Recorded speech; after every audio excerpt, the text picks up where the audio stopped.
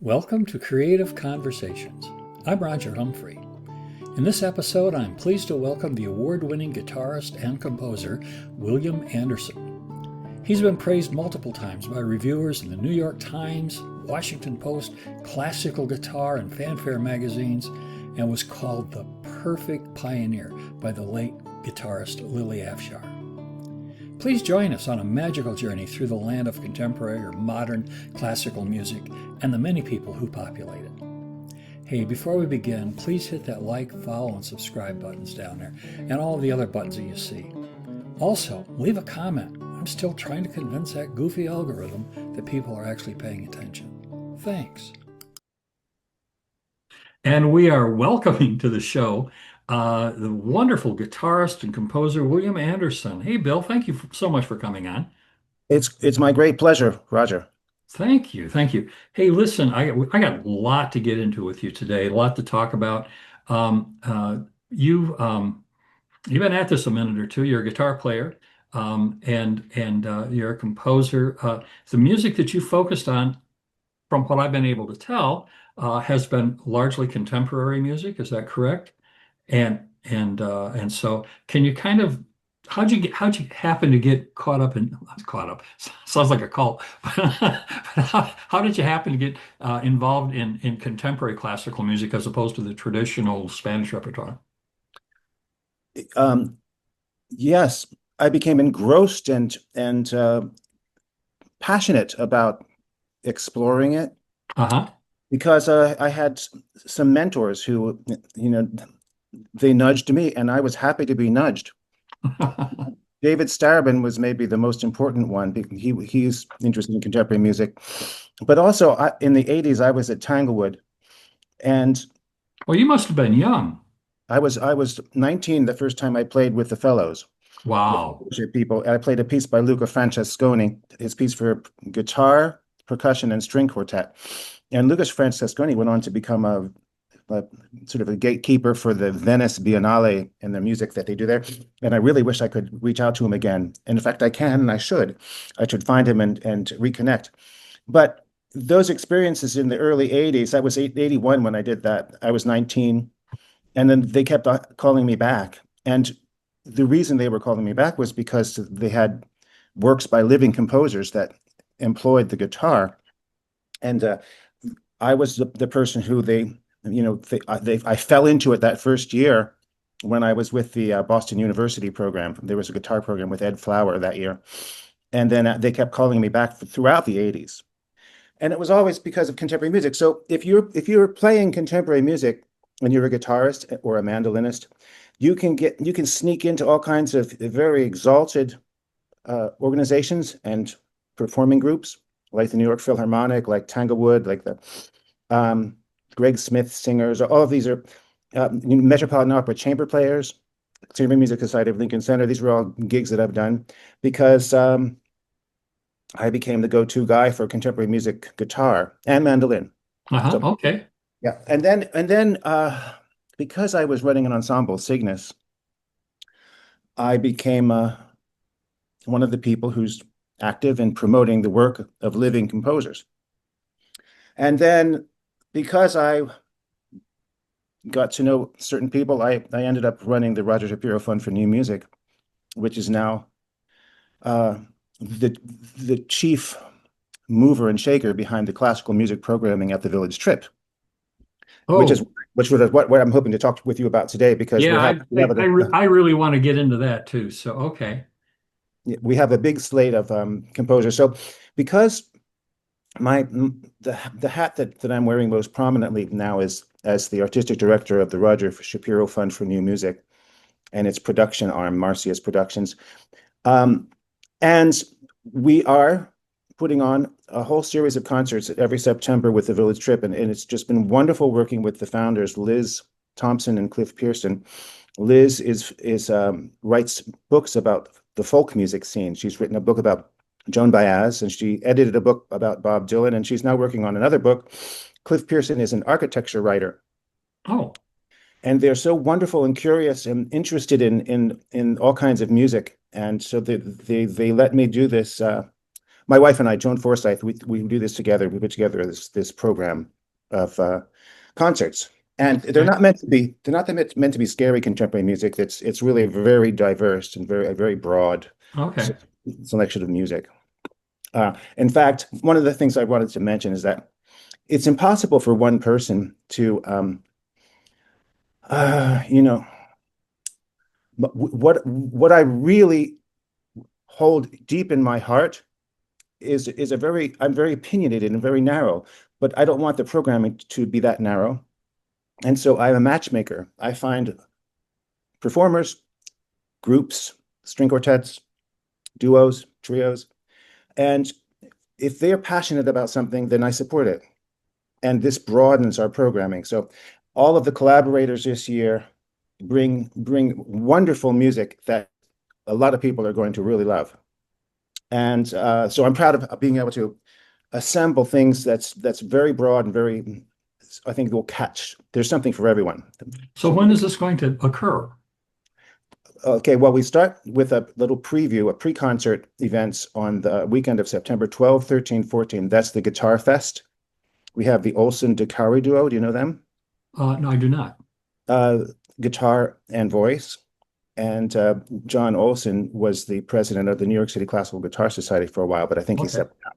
So he's a very wonderful and powerful influence and positive influence in classical guitar scene in New York and in the US, I'd say. Uh-huh.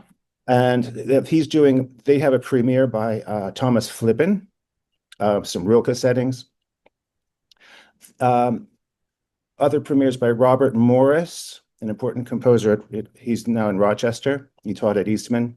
Uh-huh. David Glazer, who's a village composer. We try to focus on Greenwich Village figures. Gotcha. Okay. The festival is called The Village Trip, and it celebrates the cultural legacy of Greenwich Village. And uh, at first, the founders were very much focused on the folk scene, and what I do has broadened that. But I like to try to intersect with it. So one of the concerts will have John Corigliano's Bob Dylan arrangements. Did Oh, you, did you know that John Corigliano did Dylan I know arrangements? I know who he is, but I don't know that particular set. I don't either. I'm looking forward to hearing that. Um, so I would I don't know how best to do this, but maybe we can talk about music a little bit and then talk about specific events that I'd like everyone to know about. But after that first pre-concert weekend of guitar music, we start on the 19th of September with James Martin baritone and Lynn Rayleigh pianist. And for that, the Village Trip commissioned the legendary David Amram. Now, in case your audience doesn't know the name David Amram, he's mentioned in a Raffi song. He was he was Leonard Bernstein's composer in residence, first composer in residence. Oh, wow. Yeah, and he wrote the music for. There are two films he did the music for them, and the music is just so exquisite, so gorgeous. Splendor in the Grass, I think, was the first. That's Elia Kazan, and Okay. it's a masterpiece of American. It's a drama. It's a tearjerker. It's a Splendor in the Grass. The music he does the music throughout, and it's just gorgeous. The other one is Manchurian Candidate. Oh, wow. Yeah, Amran did the music to Manchurian Candidate, the first version, of course, with well, Frank Frank Sinatra. Sinatra. Yeah. Frank Sinatra. And that's a Frankenheimer film. I think that the acting in that film is just flawless because of the way that I think Frankenheimer has a way of doing it that there's just not a false move. And even Sinatra, who's not the greatest actor, he just comes across as really shining in that film. And the music is drop dead gorgeous, especially when these woodwinds come in. So if you don't like going to concerts, just listen to those movies and you get a little sampling of what David Amram does. Amram is the Village Trip's composer emeritus, and he's 95 years old. Okay. He's getting up there, and he just finished his last commission, which was our commission. He decided to do five songs, and I jotted down poets. These are poets that are connected to his Beat friends because Oh, goes back to Amram the beat area. Amram was friends with the Beat people, especially Jack Kerouac. Okay.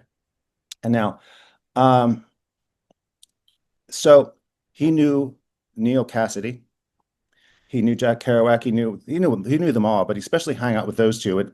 So for this particular song cycle, he chose poems by Carolyn Cassidy, Leslie Marmon, Leslie Marmon Silka, Ron Whitehead, Ted Jones, Tom Piazza. And those, Carolyn Cassidy, I think, is the wife of Neil Cassidy. Just about everybody but Ginsberg. Exactly, exactly. So, and now, no, I've had many wonderful conversations with David Amram, and I did ask him, do you think of yourself as a beat composer? And he said, no, I'm not a beat composer. He's just a composer. An amazing composer who is proud of his friendship and his the time that he spent hanging out with Kerouac in Greenwich Village. He just loves that period of time. Amram has such an interest. Well, he wrote lots of books, so I recommend all of the books he wrote. He talks about his time in Washington, D.C., where he had a basement apartment where he invited all the jazz greats, including Charlie Parker, Dizzy Gillespie, Thelonious Monk, all of them. He just knew them all, and he jammed with them. He was a jazz French hornist, maybe the only one. There's a niche if I ever heard of one. There's a niche. And now he and I have a mutual friend in Gunther Schuller because Gunther Schuller was a French horn player, and Gunther Schuller was at Tanglewood. He wrote a famous book about jazz, and Gunther Schuller was David Amram's French horn teacher at Manhattan School. Gunther died, of course, recently. Gunther Schuller, and he was the guy at Tanglewood who was and he was programming all the Paul Fromm contemporary music concerts at Tanglewood. Okay. And I knew him through that. So David Amram, we could talk for the rest of the time about David Amram. I just love him to pieces, and he's a very important part of the Village Trip. There are other pieces on that, other interesting composers on that program. Carmen Moore, I'll mention. Carmen Moore he lives in New York, but he spends a lot of time in Denmark, and he wrote a piece called A Village Triptych. Oh. And it's a joke on the name of the festival, Village Trip. A Village Triptych. Three village poets, Juna Barnes, and I have a Juna Barnes song cycle. I'll get to that later if we have time. But Juna Barnes, Gamel Woolsey, she lived on Patchen Place, just like Juna Barnes. Okay. But in the 20s, so quite a bit earlier. When Barnes was in Paris, Gamel Woolsey was living on Patchen Place in Greenwich Village. How well do you know the village? I don't. Okay. Well, you should come sometime. It's worth exploring. It's a magical spot in the Northeast. The architecture is basically Civil War era, beautiful, Okay.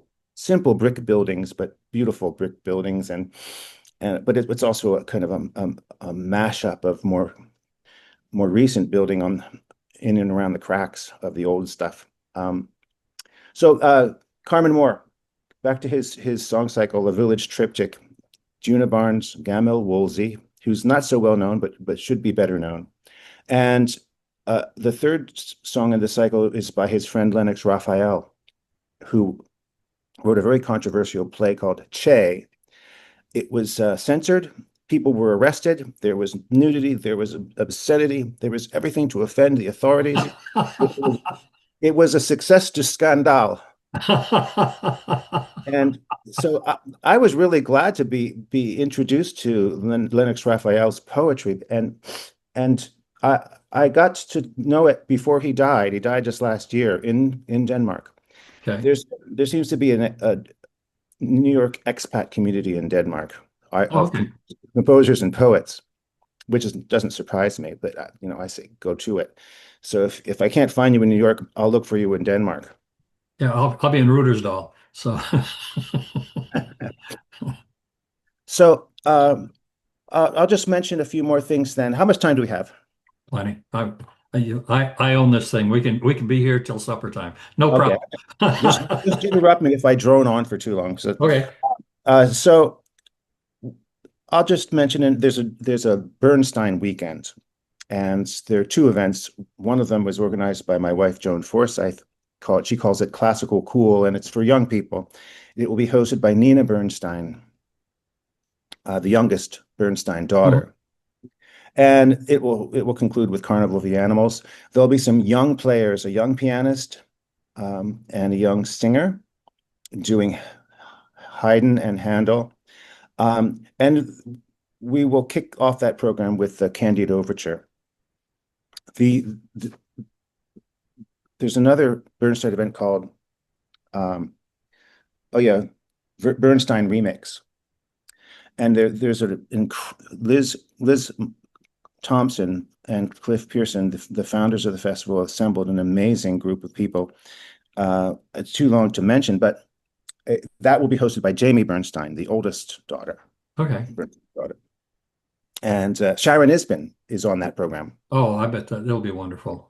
Yeah, yeah, She's so good. it's going to be amazing.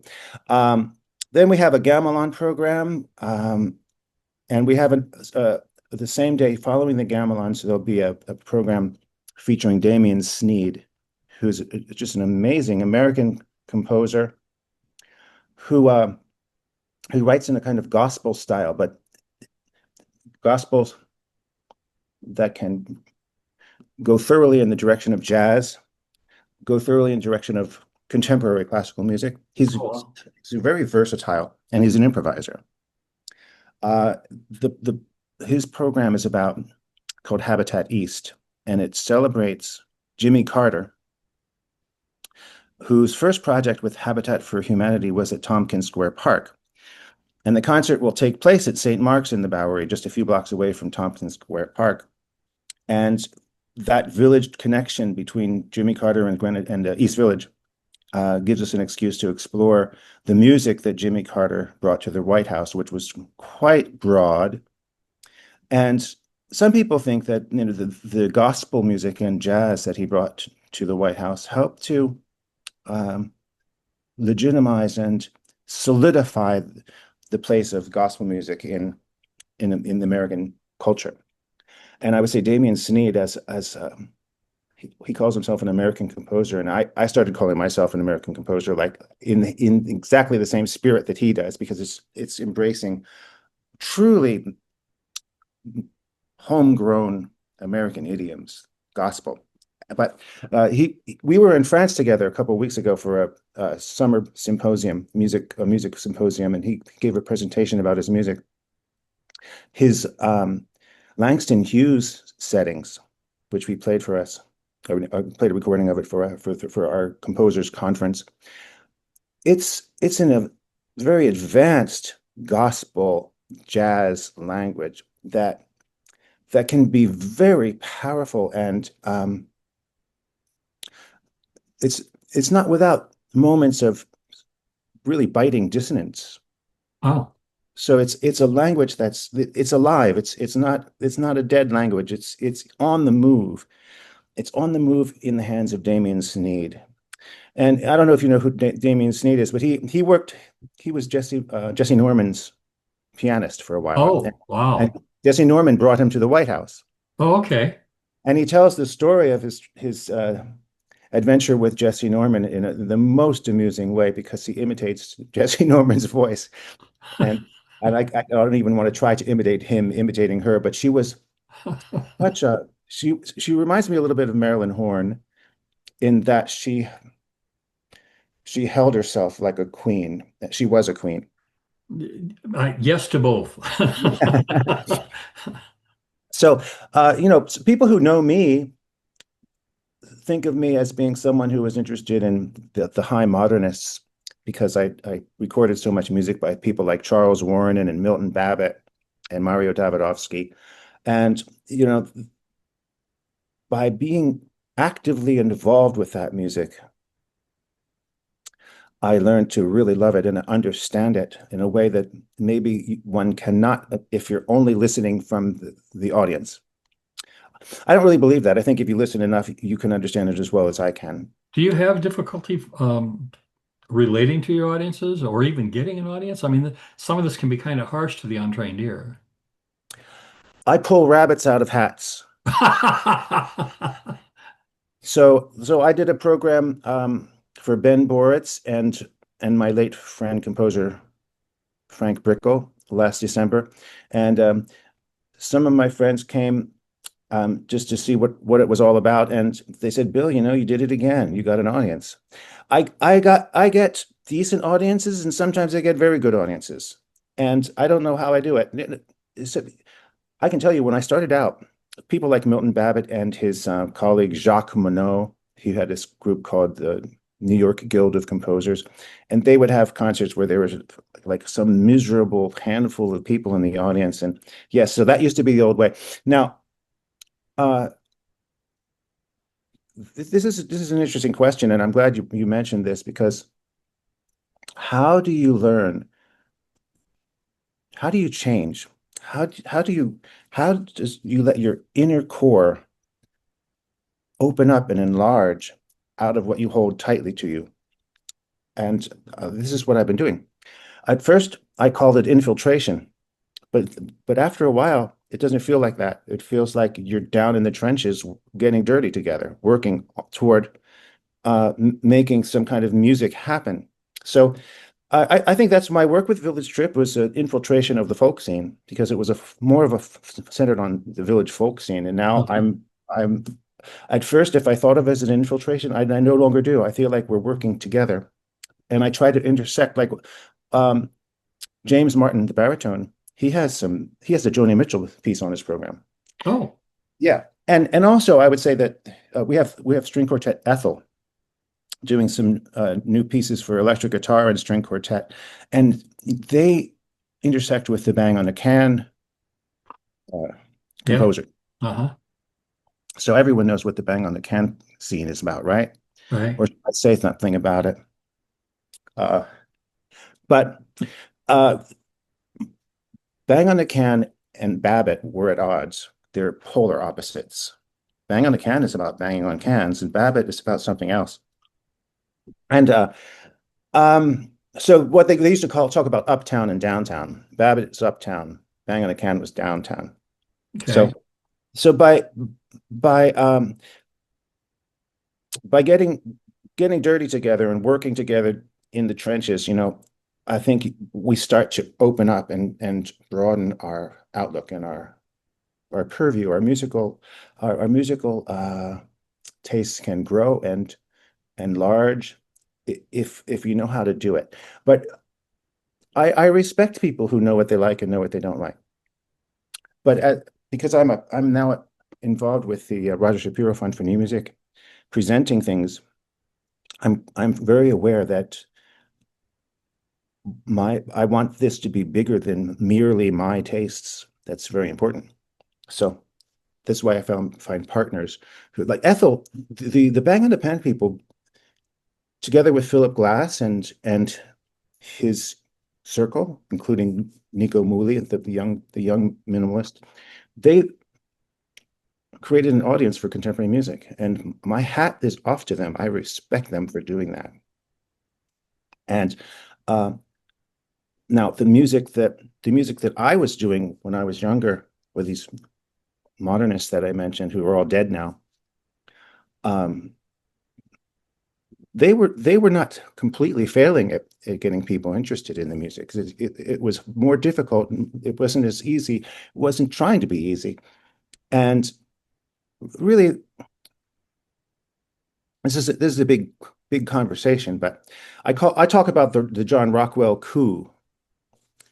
And David Amram also has another perspective. There I have two perspectives other than my own about the John Rockwell coup. Uh-huh. David Amram tells a story, and Leon Fleischer tells a story. And I worked a lot with Leon Fleischer. He was one of the directors of the Theater Chamber Players, together with Gina Costin. And Gina Costin was the founder of the Roger Shapiro Fund. So I'd like Okay. to mention her because Gina Costin was a wonderful composer, and I was a big champion of her music. And that brought me to Leon Fleischer, who helped me promote Gina Costin's music. So the where was I? Basically, Well, we were talking about the revolution, the oh, right. Yeah, the Rockwell Revolution. That's so important. I was coming around to the Rockwell Revolution, and I wanted to bring in Leon Fleischer because he tells a really great story about it. Let me first outline what this revolution is and what I mean by it. David Amram says that John Rockwell went up to Paul Fromm. The Fromm Festival at Tanglewood was a contemporary music festival, and they decided that they would. I might butcher this story, but this is what I remember from David Amram's telling. They went to Gunther Schuller and says, "We want an all Philip Glass concert." And Gunther Schuller says, "I'm not at all. I'm completely supportive of programming Philip Glass, but we never do all Philip Glass. We never do all only one composer. We always mix it up." So they fired him. And then Leon Fleischer got fired. And the story that he tells about he was part of the same coup. It was an artistic coup. Seiji Ozawa had something to do with his firing, and he went to Seiji Ozawa and said, what was missing? Tell me what was missing." And Seiji Ozawa said, "Tabasco sauce." Yeah, he was just being cute. Really, what was missing is what was going on with the Rockwell coup is that the modernists, including the ones that I love and whose music I embrace wholeheartedly, um, I think the modernists started suffering from mission creep, oh, and and so as David Amram says, he felt at a certain point it started to become like a competition for who can create the most obtuse and off-putting musical surfaces, you know. And I totally get that because so the thing about those weird musical surfaces is that when someone who knows what they're doing is making something where they're doing it because of certain processes and dynamic processes that are going on, but those processes and the ideals behind them got lost, and so it became a fashion. People thought that their job was to just make some crazy surface, um, and bizarre gestures.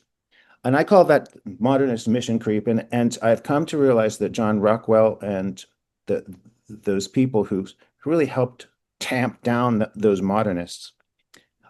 I was resentful of them at the time, but now after 20 years of thinking about it, I see they overcompensated. But I understand why they did it, and I think that those modernists that suffered because the spotlight was taken off of them and put elsewhere, namely on Philip Glass, um, it helped them because it's a form of benign neglect. So they'll go on and keep doing what they're doing. No one's stopping them. Um, and meanwhile, the bar has been set higher because they have to be effective. They have to speak. They have to communicate. right.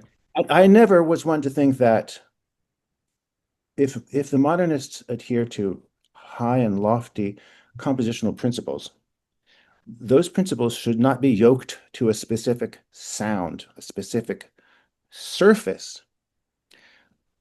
They're two different things. I think that those great modernist principles can be made to sound like anything, and that's what I try to do in my music. So Well, you use an electric guitar for some of the things that you've done. And but I have a quick question I want to stick in here if I can. As as a guitarist, uh, uh, the guitar is just a uniquely difficult instrument to compose for. So have you run into issues with composers who just absolutely are in the deep end and over their head? yes, yes. Um, so the smarter composers, they would just decide that they would only write a single line and or maybe the occasional double stop.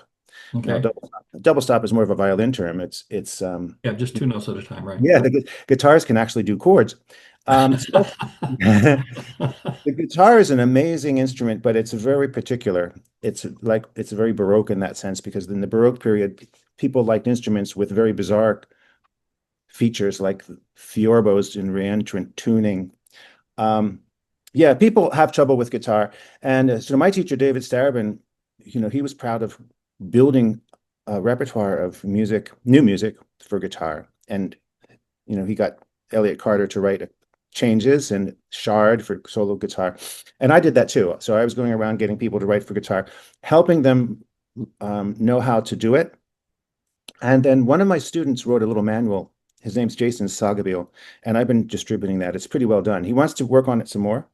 But I have worked on quantifying certain things about writing for guitar, what to do, and some limitations to think about. The best way to write for guitar is to know it and know what the fingers are doing. Of course. So I'm a composer, and because I play mandolin, I can think in the mandolin tuning. I can think in fifths. I can see a violin part and know exactly how it's fingered because Right. my mandolin playing, my reading on the mandolin got actually really good over the years. And then same with tenor banjo, because tenor banjo is tuned like a viola. Oh, okay. So, and the viola is a cello an octave higher. So composers have to learn the strings. They should really learn the guitar. I taught most of my career in the East Lansing area with Michigan State University right in the backyard, and I would regularly get phone calls from graduate students in the composition department there who would say, "Well, I've written this piece and it has a guitar in it. Could you play it for me?" And the first question I ask is it going to obligate me to pound on the top of my guitar and scritch up and down the strings? And there would be this long, uncomfortable silence. You go, yeah, no, sorry, not interested.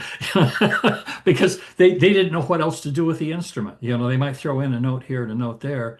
And of course, they had fallen victim to the old trope that guitar players can't read music. So that was their contribution, was they would turn it as some sort of peculiar percussion instrument. No, I'm sorry. And again, it came back to that idea that nobody on faculty up there knew how to write for the guitar, and so they didn't know how to incorporate it in the music that they were writing. Right. Well, I'm glad you said that. I can bounce something back to you. I've been in the trenches, infiltrating in Europe. I've been infiltrating some spectral scenes and some microtonal scenes. There is a problem now, especially in Europe. Easy ways to be innovative, and so I'm more interested in integration. I will accept any innovation, but I will immediately try to integrate it into all the unquantifiable compositional tricks and practices that are out there gathering for centuries and centuries and centuries. I don't like to see musical modalities drop off because people's focus becomes on playing the instrument in a funny way, doing these extended techniques and whatnot. The extended techniques are, I can embrace them as long as the composer doesn't forget how to compose, doesn't think that these extended techniques are a substitute for learning how to compose. Mario Davidovsky, if we could talk about him for a second, when he was younger, he was a bit of a rebel and a maverick, and his electronic music, his synchronisms, those were a bit of a thumbing the nose at the establishment, and I respect that. But later in his life, he was just listening to Beethoven quartets every night, and his music became extremely alluring and beautiful and imaginative, and basically over the lifetime he mellowed, and he became a composer focused on instrumentalists and listeners, and he made music that communicates. And I made this point at the Library of Congress when we played his Ladino songs, because my ensemble Cygnus was in residence there, and I spoke up before we began the performance. I said, I consider this bourgeois music. So sometimes these rebels who are doing weird things and trying to be new and trying to be innovative and try to be revolutionary, sometimes they outgrow that. They don't have to discard any of their early experiments, but they integrate them. They absorb the tradition. It's unquantifiable. The tradition is too vast. You can't parse it. But they gradually work into it and integrate. And that's what interests me. I'm not interested in facile revolutions, facile reinventions of the. Uh, but words are dangerous. I came back in the early O's. My ensemble Cygnus was in residence at Sarah Lawrence, and a member of Speculum Musicae, um, the clarinet player. Um, he came to our performance of the student compositions, and he mentions that some of the young people are reinventing the wheel. And I listened to him. I'm very I'm easy to influence me because the words get into my head and they jangle around, and I thought, yeah, he's reinventing the wheel. He said it like it's a bad thing. So it took me a couple years of thinking about that, but I realized that the young people always reinvent the wheel, don't they? Yep.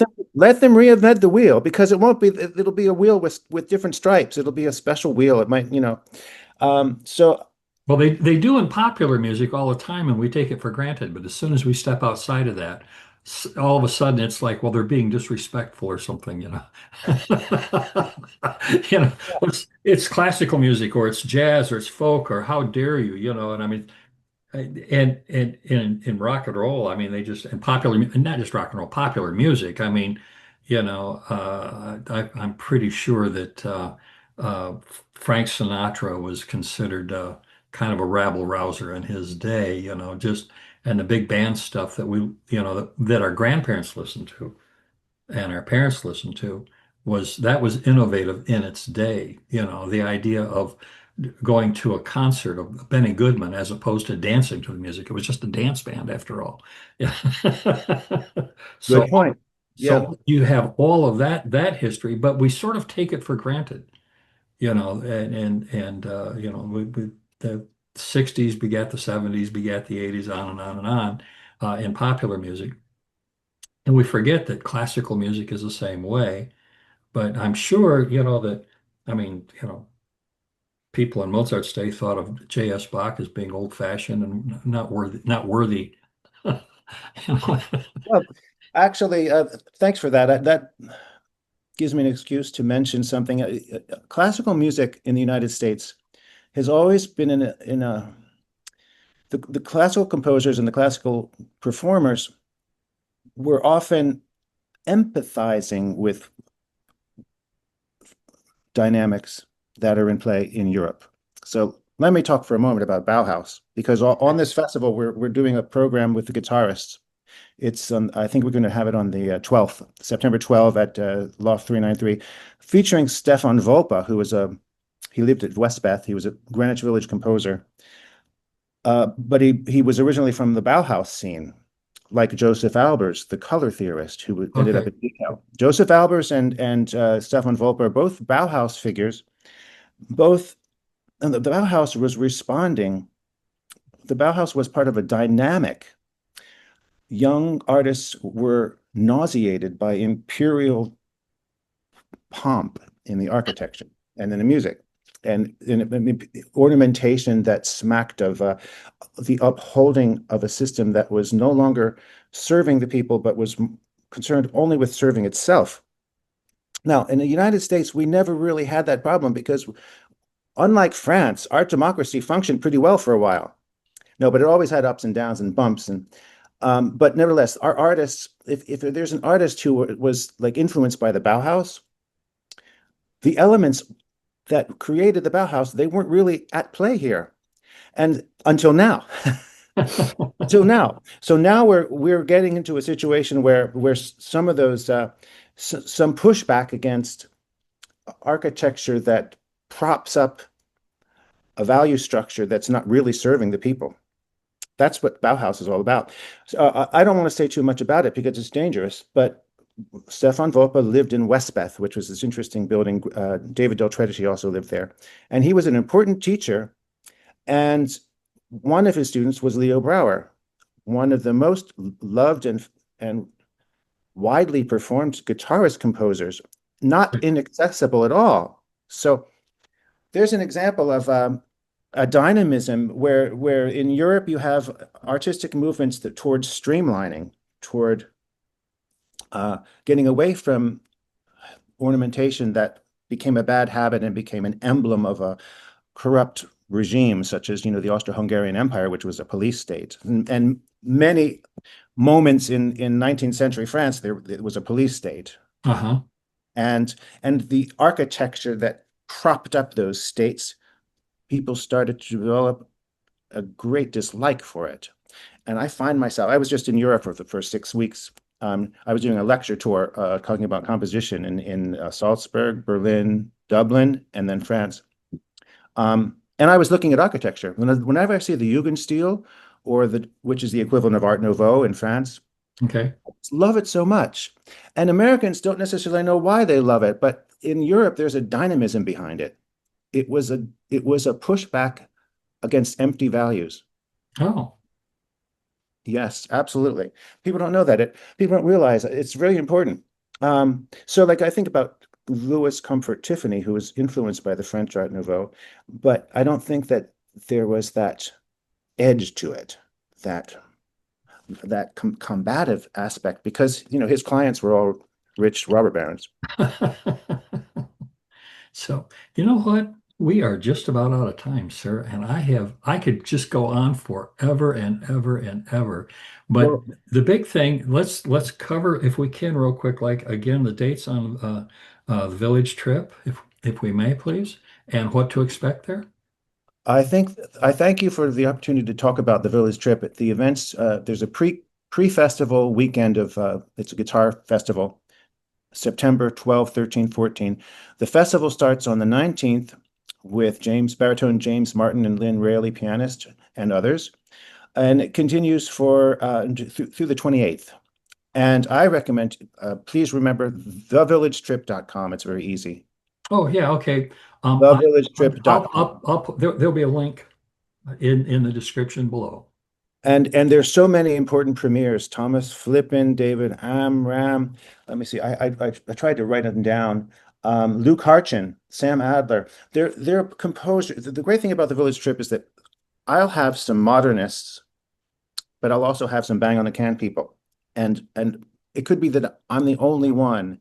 The Roger Shapiro Fund, that is the only organization that really gathers together composers who otherwise would be fighting each other and whacking each other over the heads. So I'm proud. I'm proud of that, and I'm proud of my. It's difficult, but I have learned how to undo my own ideological fixations and open myself up somewhat. It's hard, but I do it. I do my best. So what are you doing this weekend? There's a little dust up in Israel right now. Maybe you can fix that too. All I can say is that if people know how, people are amphibious. They're of different worlds. The brain and the heart are so. If people can learn how to negotiate between those two different worlds, then they won't need some authority to tell them what's up and what's down. And that's what the arts are about. Right, exactly. So, Bill, thank you so much for coming on the show. I so deeply appreciate it.